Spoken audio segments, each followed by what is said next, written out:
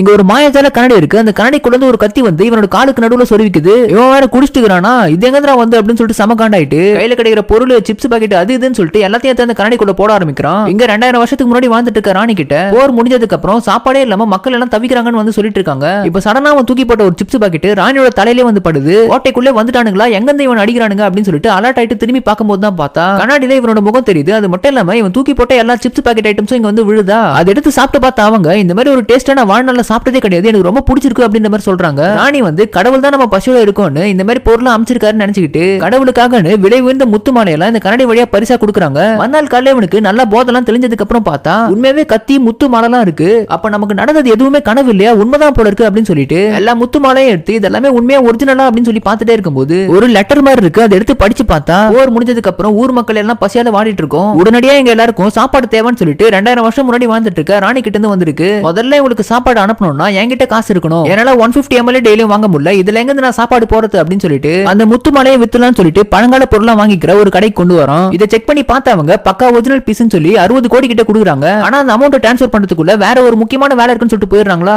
அதனால அந்த முத்து மாலையெல்லாம் மறுபடியும் எடுத்துக்கிட்டு வேற ஒரு இடத்துக்கு வரோம். இங்க பிச்சைக்காரனுக்குலாம் அலோடு இல்ல அப்படின்னு சொல்லிட்டு உள்ள போகும்போதே ஒரு பணக்காரன் வெறுப்பேத்துறான். இவனை ஸ்டன் ஆயிட்டு ஏன் இவங்க இப்படி எல்லாம் பேசுறாங்கன்னு சொல்லி பார்த்துட்டே இருக்கும்போது நீயும் உன் ட்ரெஸ்ஸிங் சென்ஸும் நீ எல்லாம் இங்க வரலாமா, பணக்காரங்க தானே இங்கெல்லாம் வரணும் அப்படின்னு சொல்லிட்டு ஒரு மாதிரி சொல்றான். இதெல்லாம் எதுவும் கண்டுக்காம இவன் உள்ள வந்து அந்த முத்து மாலையை எப்படியாச்சும் வித்துலான்னு சொல்லி பாக்குறான். இந்த மாதிரி புவர் கிளாஸ்ல இருக்கிறவங்க எல்லாம் இங்கெல்லாம் விடவே கூடாது, அப்போ என்ன மாதிரி ஹை கிளாஸ்ல இருக்கவங்க ஸ்டேட்டஸ் எல்லாம் என்ன வருது அப்படின்ற மாதிரி ஒரு மாதிரி நக்கலா பேசுறான். டக்குனு இவங்க கிட்ட இந்த கார்டு எடுத்து கொடுக்குறான். அந்த கார்டை ஸ்வைப் பண்ணி பார்த்துட்டு எல்லாம் ஷாக் ஆகுறாங்க. ஓரளவுக்கு இவன் காசு வச்சிருந்தாலும் இந்த முத்து மாலையை பார்த்ததும் இது பக்கா ஒரிஜினல் ஆச்சு, இது பல கோடி ரூபாய் விலைக்கு போவோம் அப்படின்னு சொல்லிட்டு எல்லாம் வாயடிச்சு போயிடுறாங்க.